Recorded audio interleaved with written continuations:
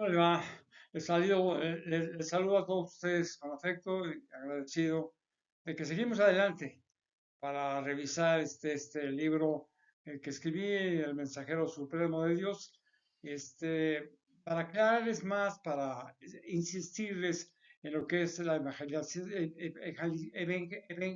este, perdón, el camino para llegar a ser muy buenos cristianos. Bueno, miren, ¿qué podemos decir acerca del apóstol Juan?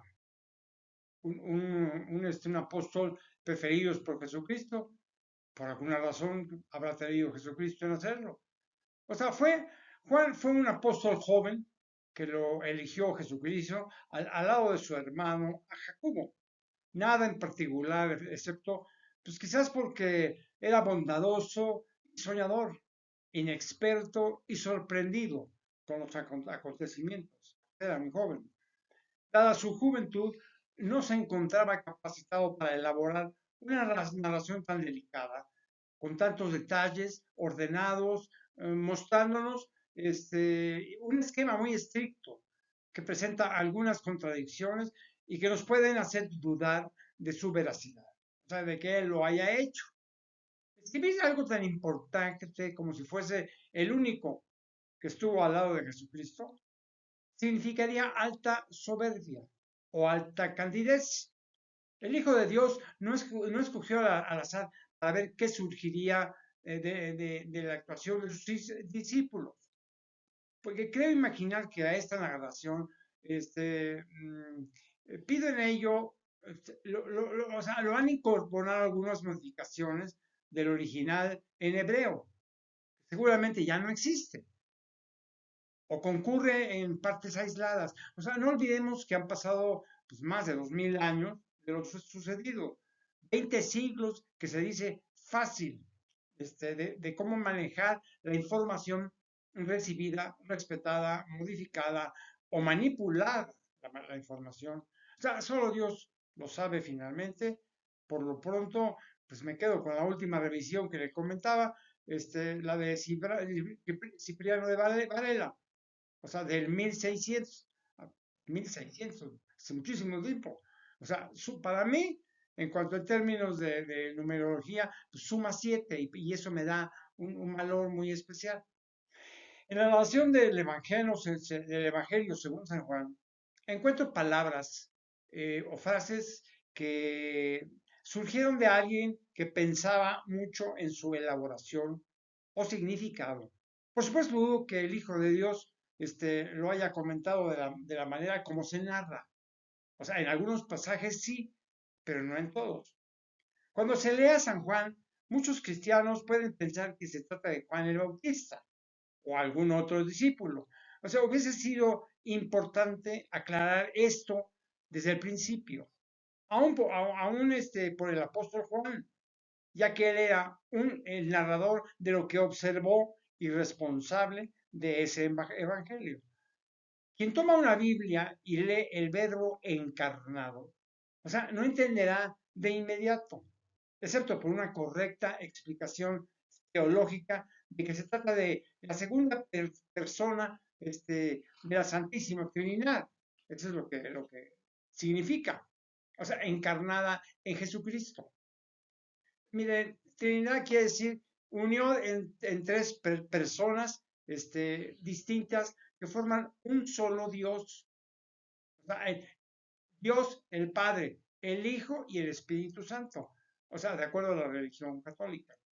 Y expliqué con anterioridad que en ningún momento el Hijo de Dios dijo que Él era su propio Padre, así como el Espíritu Santo a la vez. Insisto en esto porque Dios se manifestó a través de Jesucristo para que supiésemos que realmente existe nuestro Creador. O sea, que Dios existe en realidad. O sea, acabar con el ateísmo y el desenfreno moral de esas épocas. Pero revisemos bien nuestro conocimiento de la Biblia. O sea, no fue Dios hecho carne, como dice Juan.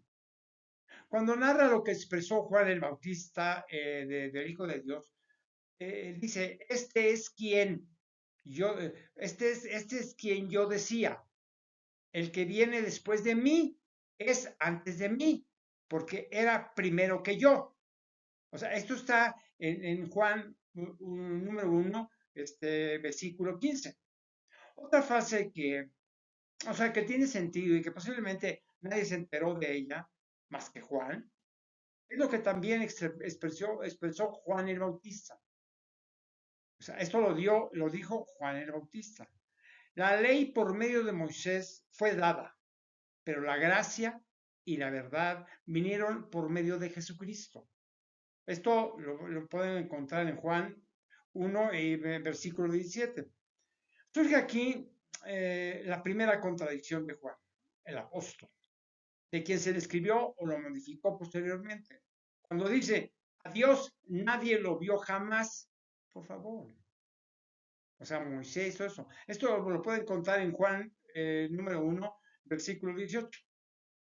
Si revisamos la Biblia en el Antiguo Testamento, el el primero y único que conoció al Creador antes de Jesucristo fue Moisés. El que lo percibió fue el primer sacerdote Dios, el sacerdote de Dios, que fue Aarón. O sea, esto lo pueden ustedes escuchar en Éxodo 19, versículo 9. Y también en Éxodo 19, versículo 24. O sea, en el monte del Sinaí, hermanos los dos, hijos de Amram, nietos de Coat, bisnietos de Leví y tataranietos de Jacobo. O sea, una frase que ha tomado como suya la religión católica dentro de sus rituales. Es lo que dijo el Bautista, no Juan el apóstol, sino Juan el Bautista. Dijo esto: He aquí el Cordero de Dios que quita el pecado del mundo. Esto está en Juan 1, versículo 29. O sea, Cordero, ¿qué es lo que se refiere esto como el Cordero?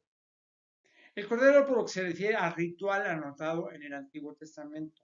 O sea, sobre la ofrenda que pedía Jehová, o sea, Dios en el Antiguo Testamento, a los hijos de Israel, para su honra y adoración, sobre todo para limpiar los pecados.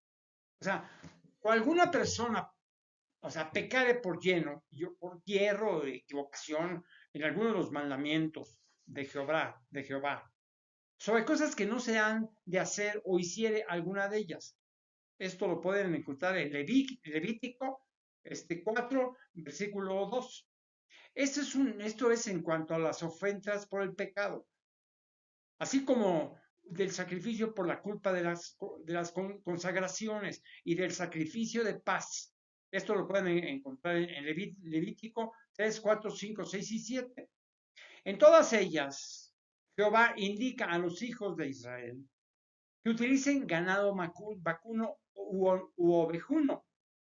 Esto lo encuentran en Levítico 1:2 para sus ofrendas.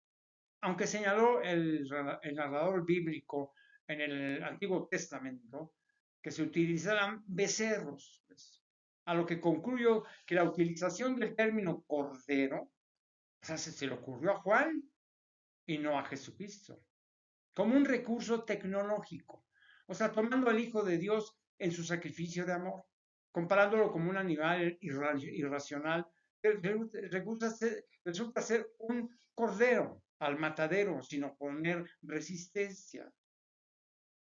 Porque, de acuerdo, de otra forma, es una gran ofensa que debe eliminarse porque su sacrificio fue de amor. El sacrificio de Jesucristo fue por amor. O sea, no fue objeto de ninguna ofrenda.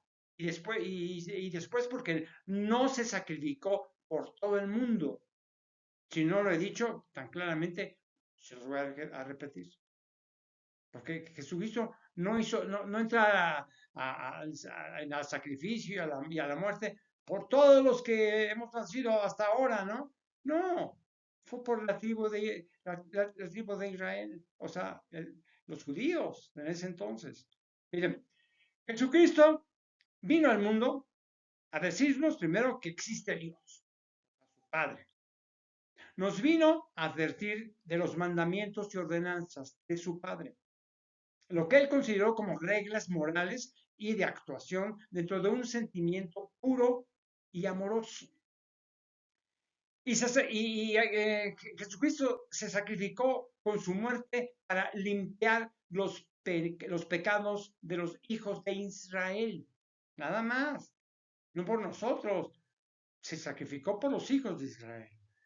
O sea, por supuesto, entre ellos los judíos, pero no de todos los que existían en el planeta, ni en ese momento, ni en los momentos posteriores, ni los que vendrían por delante, y eso nos incluye pues a todos nosotros. No tiene nada que ver el sacrificio de Jesucristo con nosotros. Otro testimonio que comenta Juan, o sea, sin haberlo visto, ya que todavía no aparecía en esencia, ya que Jesucristo no había elegido a sus apóstoles, lo que nos hace suponer que se enteró más, así será, no sé. O sea, por ejemplo, dijo, vi el Espíritu, o sea, Juan explica esto, vi al Espíritu que descendía del cielo como paloma y permaneció sobre él. Bueno, esto está en Juan 1, con versículo 31. En el momento que Juan el Bautista ve descender el Espíritu Santo, representado por una paloma sobre Jesucristo, dejó y dio testimonio. Este es el Hijo de Dios. Eso fue lo que yo sí creo que Juan el Bautista dijo. Este es el Hijo de Dios. Esto lo pueden ver en Juan 1 con versículo 34. Seguramente ante el reclamo de varios y el descontento de muchos, debo seguir defendiendo mi propia interpretación de la palabra de Dios, así como del significado en su relación con el Espíritu Santo, se los repito, que es la voz de Dios, mostrada en diferentes formas, con elaborados y sencillos mensajes de que Él existe y para quien quiera sea elegido para captaros. Lo que se haga con estos mensajes corresponde a cada receptor de los mismos. Así como Dios creó el universo y nuestro planeta y tantos otros universos del caso, con las formas de vida en esta. ¿Por qué? Pues por su palabra, por esa su palabra que está en el Espíritu Santo. Y también cuando depositó a su Hijo Jesucristo ya engendrado en el vientre de la Virgen María, por medio de una voz, una orden, a través del Espíritu Santo. Así Dios continúa mostrándose en cada acto y destino de todos los seres de su creación. O sea, ¿se han preguntado alguna vez por qué, por ejemplo, se los pregunto a ustedes, ¿no? O sea, ¿por qué algunos mueren antes que otros? Analícenlo. O sea, ¿por qué algunos sufren más que otros? ¿Por qué no acabamos de aprender que tarde o temprano Dios nos sanciona? ¿Por qué no aprendemos la misión que nuestro Creador nos ha dado a cada uno? Una misión a cada uno. No es igual a todos. Miren, algunos nacieron para no saber, no sé a qué vinieron a este mundo. Se aislaron de la fe en Dios y de su Hijo Jesucristo. Fueron elegidos para una vida eterna en el infierno. Bien podría ser en una de esas tantas galaxias humeantes que el hombre ya detectó con sus telescopios modernos, ya morirán. Otros para dudar, amar y dañar el arrepentimiento está a su alcance con el nacimiento de la fe. ¿Se enterarán de eso? ¿Quién sabe? Eso depende de cada uno, de la decisión de cada uno de ellos, ¿no? Miren, y otros, por ejemplo, que estamos comprometidos a servir a Dios, como yo. Estoy dispuesto hasta el final de mi vida para servir a Dios y para amar a Jesucristo. Obedecer sus mensajes, predicar y rescatar al mundo del desamor. Tenemos que hacer un esfuerzo. A sí mismos y a los demás. Así como esperar la muerte con respeto y dignidad, en paz, tranquilos. Cuando menciona a Juan, a los primeros discípulos, posiblemente omitió a Mateo por alguna razón especial. Alguna razón especial. Y no precisamente porque el propio Mateo hubiese mentido de sí mismo en la narración del Evangelio. O sea, de acuerdo a lo que vivió, él estuvo con todos ellos. Después de Andrés y Pedro, esto lo dice Juan en el 1:40. Jacobo, el hermano de Andrés, o sea, más adelante a Felipe y a Natanael, que por cierto no es considerado apóstol, ¿eh? Natanael.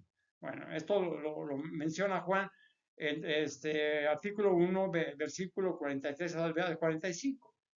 Surge la duda de por qué Juan omitió ciertos datos importantes que le daban validez a los demás apóstoles, sobre todo a la personalidad de Mateo, avalada por Marcos y Lucas. Esto lo pueden encontrar en Marcos 2, versículo 14. En Lucas lo van a encontrar en el número 5, versículo 27 al 32. Y en Mateos también lo van a encontrar en el artículo 9, versículo 9 al 13. O sea, me permito hacer un comentario sobre lo escrito tanto en la versión de Mateo como en la de Marcos. O sea, respecto de quién es el hijo de Alfeo. Sí, Jacobo. O sea, no se trata no sé, el primer Jacobo, hermano de Juan, e hijos de Zebedeos. O sea, esto lo van a encontrar en Mateo 10, versículo 2. También en Mateo 10 y versículo 3. O Leví, en Leví. O sea, cuando habla de Leví, pues lo van a poder encontrar en Marcos 2:14, 2, versículo 14. Porque se menciona al publicano cobrando impuestos. Se trata en definitiva del apóstol Mateo.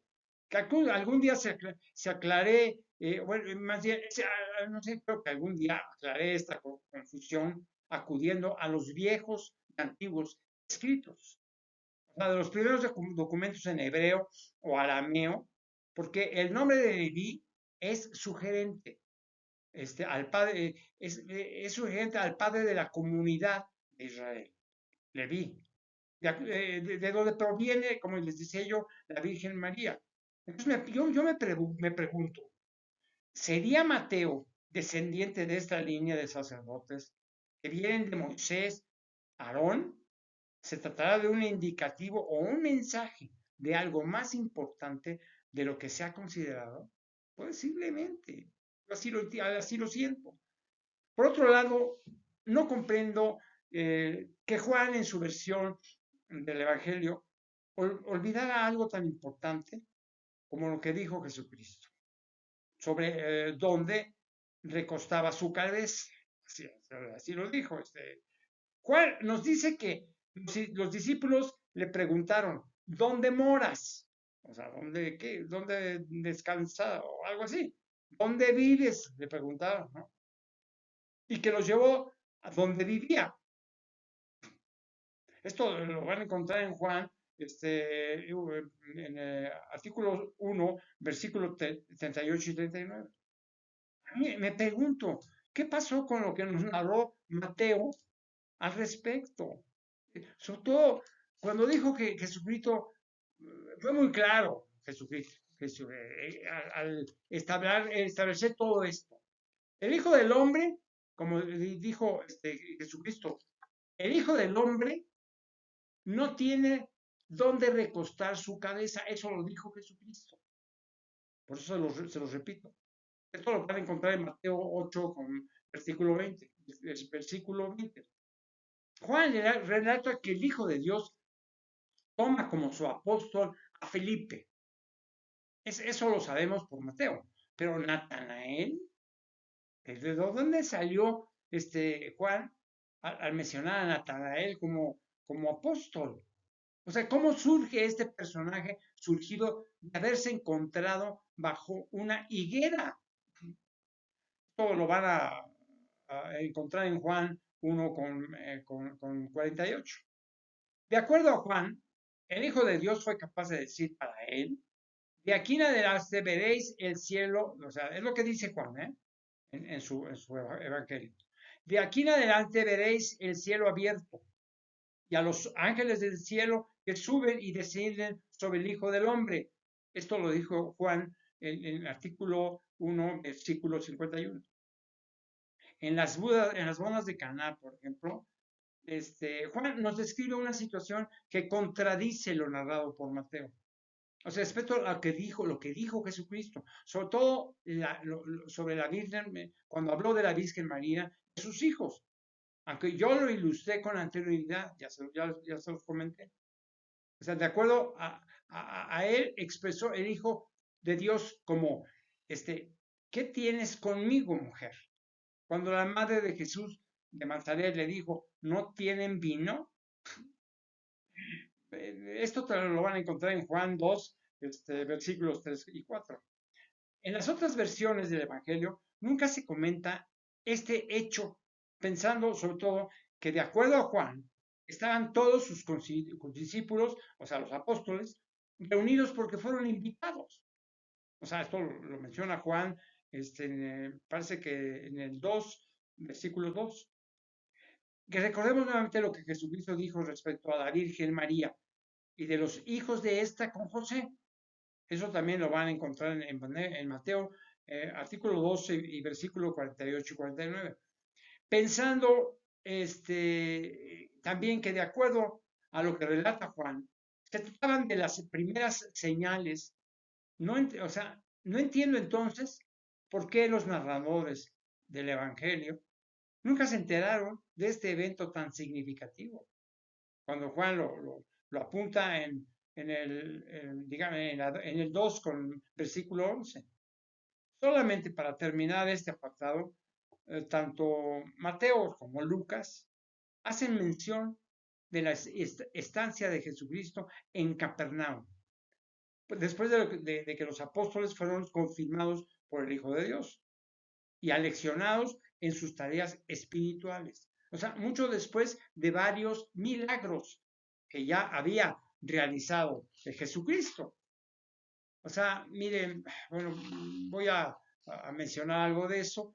¿Qué es lo que había hecho Jesucristo para entonces, no? Decía, primero, sanó a un leproso, a un siervo de un centurión, un soldado romano. O sea, sana a la suegra de Pedro, sana también a un paralítico, a la hija de Jairo, también. O sea, cura, por ejemplo, a dos ciegos. Son milagros de Jesucristo. Cura a un mudo. Entre todo, elige a Mateo como a su cuarto apóstol, número 4, o sea, el número bíblico, y gran escribano de la historia de su vida. O sea, Mateo 8 y 9. Muchos testimonios, demasiados testimonios para ser mentira. Tantos milagros y lo grandioso que hizo Jesucristo en la tierra. Y que muchos lo vivieron. O sea, no lo inventaron. Ni estaban borrachos, como diría. No, ellos lo vieron a Jesucristo hacer eso. Eran muchos sus seguidores. Que sentía claro. O sea, no estoy en contra del apóstol Juan. Estoy a favor de la verdad y de la correcta interpretación de la palabra de Dios. Así que debo considerar aquello que ciertamente nos aclare dudas, o sea, nos aclara algunas dudas de lo que fue narrado en las otras versiones del Evangelio, o porque enriquecen el mismo. Por ejemplo, cuando Jesucristo purifica el templo, esto lo dice Juan en artículo 2, versículo 13 al 25. Los judíos se preguntaban, ¿qué señal nos muestras ya que haces esto? Cuando expulsa a los mercaderes del templo. El Hijo de Dios les contesta, destruir este templo y en 3 días lo levantaré. Esto también lo menciona Juan en su artículo 2 y versículo 18 y 19. Miren, Esto tiene gran relevancia porque se refiere a un hecho que menciona Mateo en su versión de Evangelio. O sea, cuando Jesucristo se encuentra ante el concilio. Esto lo van a encontrar en Mateo 26, versículos 57 y 58. Le aseguraban que había dicho, puedo derribar el templo de Dios y en 3 días reedificarlo. Esto lo apuntó Mateo muy correctamente. Ustedes lo van a encontrar en el 26, versículo 61. Por supuesto que sí lo menciono, pero yo creo que los entendieron mal. O sea, Juan nos aclara, tal vez sin saberlo, que el Hijo de Dios se refería al templo de mi cuerpo, en su, fíjense, o sea, no se refería al templo donde estaba como una iglesia, o sea, no, se refería al templo, yo así lo entiendo yo, el templo de su cuerpo. Al tercer día iba a resucitar. O sea, lo van a derribar, pero al tercer día va a resucitar. Es que hay que entender las palabras de Jesucristo. Cuando habla con palabras, hay que entender lo que es lo que quiso decir. Esto también lo anota Juan en el artículo 2, versículo 21. Y lo más importante es que Jesucristo enviaba un mensaje profético desde ese momento, lo que le estoy diciendo. Su resurrección al tercer día. Primero, la última cena. Segundo, la crucifixión. Y tercero, la resurrección. En Jesús y Nicodemo, o sea, Juan nos describe algo muy confuso y poco entendible para saber quién se merece llegar al reino de los cielos. O sea, aparecen frases, o sea, muy discursivas y no predicadoras. O sea, es natural, o sea, porque surge de los sentimientos más profundos del ser. Así que empiezan a mostrarse palabras como desierto, desierto, te digo, expresión que según Juan utiliza como principio de lo que debía decir por lo menos en 3 ocasiones. Esto lo van a observar en Juan 3, versículo 3 y 11. También en Juan 21, con versículo 18. Refiriéndose, por ejemplo, a Nicodemus y a Simón, o sea, a Pedro. Lo que no termino por comprenderle a Juan, el porqué de las demás ocasiones se inicia como desierto, desierto, os digo. Puedo decir en muchas partes del mensaje de Juan. O sea, Juan en el 1 con 51.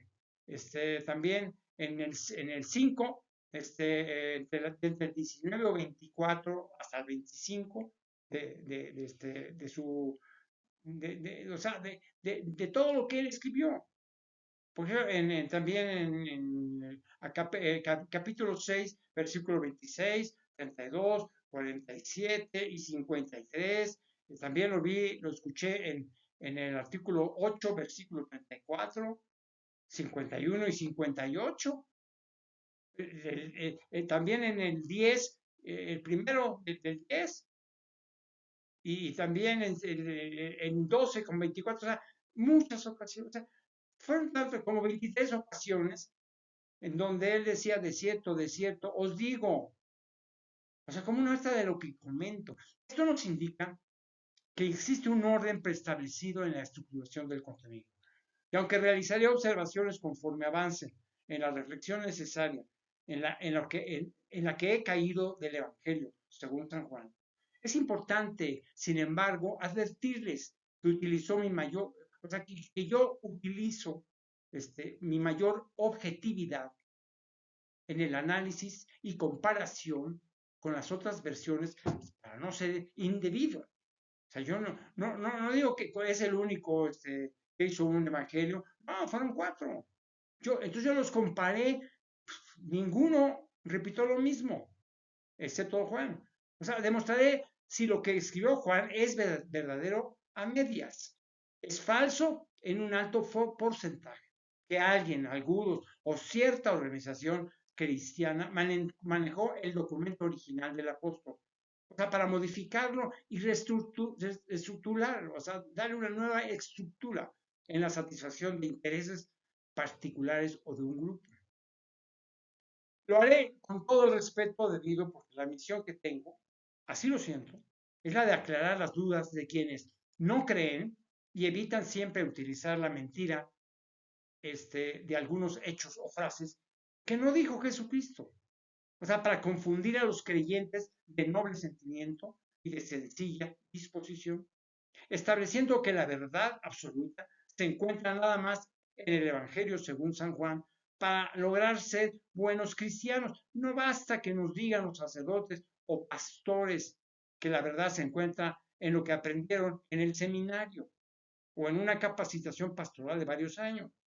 Miren, la verdad oculta de un documento que contiene 4 versiones diferentes entre sí, se encuentra en la comparación, análisis e interpretación de estas, con lo que yo hice. Cada frase, palabra o sentido de su descripción. O sea, una cosa es la disposición mental que por la fe se crea en todo todo lo que se dice o escriba alrededor de una responsabilidad eclesiástica en manos de un papa, un pontífice, sacerdotes, pastores o guías espirituales, o sea, conocedores de los movimientos del cristianismo. Y otra que se genere temor al creyente de no penetrar más de lo debido al contenido de la Biblia simplemente por no enfrentarse a lo dispuesto por Dios. Claro, cuando así lo asegure quien forme parte integral de la propia y espiritualidad cristiana. Mira, los conceptos fundamentales de la fe no cambian de ninguna manera, porque los principales guías se encuentran en los mandamientos y ordenanzas tanto de Dios como de Jesucristo, a través de todo el contenido de las sagradas escrituras. Quien dude de la Biblia dudará de su propia fe, su propia fe cristiana. Con eso no se puede discutir, porque la resistencia a creer en algo divino es más fuerte que las evidencias de que la magia de la creación no es un truco, existe. En lo personal debo aceptarlo. Quedé muy complacido con lo que estudié y concluí de las 3 primeras versiones del Evangelio, o sea, Mateo, Marcos y Lucas. Pero en la cuarta de Juan me encuentro con una versión algo aislada de lo que la mayoría, o sea, las otras 3 versiones me describieron sus 6 ojos, 6 oídos y 3 pensamientos. Son mayores que 2 ojos, 2 oídos y un pensamiento. Además, la descripción del Evangelio, según Juan, me parece un fin en especial y utilizando técnicas de expresión que es contrario a la manera sencilla y fresca, aunque profunda, que utilizó seguramente Jesucristo para mostrarnos la palabra de Dios. O sea, como dije en las otras 3 versiones de su vida, doctrina y muerte que mucho coinciden. En fin, me dirijo por los mensajes que Dios me manda. Así lo interpreto, comprobable, sobre todo para mí, soy responsable de mis actos y conclusiones en este libro. No son sueños ni alucinaciones ni producto de la afectación mental. Ni me drogo, ni me pierdo. Dios sabe lo que hablo, porque me escucha y me observa, como a todos. Manejo datos, fechas, acontecimientos, números que se repiten y que han pasado por mí en diferentes momentos, del 3, 4, 7, 12, 14 y 24, para insistirme en el 4, que parece que no dice nada. A mí me ha dicho mucho.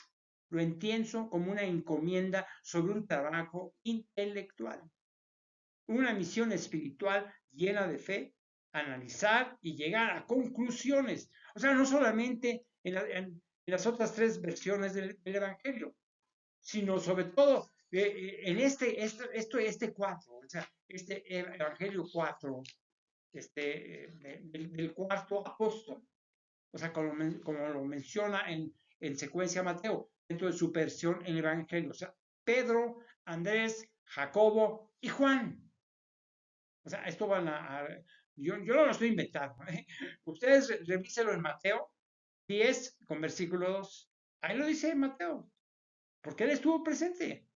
Qué curioso, ¿no? Además, Juan tiene 4 letras para revisarse el porqué de esto, porque es un aviso de Dios para ver que logre captarlo. La interrelación de las frases, de los números, todo. Esa es la manera como Dios, así yo lo siento, es como nos manda mensajes, a ver si los agarramos. Insistiré cuando Mateo menciona a Juan, en su aparición como apóstol, en demasiadas coincidencias, diría yo. Esto lo van a encontrar en Mateo 4, versículo 21.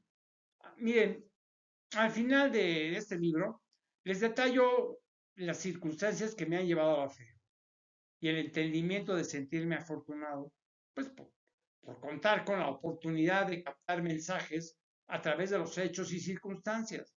No quiero aburrirlos, pero yo tengo una historia alrededor de la espiritualidad. Para muchos seres humanos que me lean o que yo se los diga ahora en este audiolibro, mis conceptos terminarán siendo locuras de un desajustado. Mensajes para mí. Dios sabe que lo sé y con eso me basta. Después de esta pequeña aclaración personal, reinicio mis observaciones del cuarto evangelio. Decía que en Jesús y Nicodemo, o sea, Juan lo establece en 3, versículo 1 y hasta el 21. El Hijo de Dios, según Juan, expresó de que el que no naciere de nuevo no puede ver el reino de los cielos. Esto es lo que lo apuntó Juan en el artículo 3, versículo 3. El que no naciere de nuevo no puede ver el reino de los cielos. Aquí nos dice Juan que es necesario, de acuerdo a lo que pienso, que nos debemos bautizar antes de morir. O sea, permitir que el Espíritu Santo nos lleve para salvarnos. En eso coincido. Algo que ya expliqué en el Evangelio de Mateo. Después nos dice que menciona el Hijo de Dios sobre que el Hijo del Hombre está en el cielo. Esto lo menciona en Juan 3, versículo 13. Entiendo que el Hijo del Hombre es cuando nace del vientre como cualquier humano.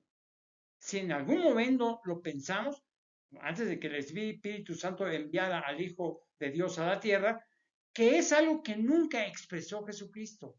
O sea, cuando convivió con sus apóstoles, o sea, de serlo así, pues entonces lo hizo como hijo de Dios, no como hijo del hombre. Continúa Juan descubriéndonos palabras del Hijo de Dios, las cuales no encuentro en ninguna otra versión. ¿En qué lugar se encontraban en esos momentos sus otros 11 apóstoles? Sobre todo Mateo y Pedro, para testificar lo dicho por Juan. No puedo adivinar, o sea, ahí es una suposición que yo tengo.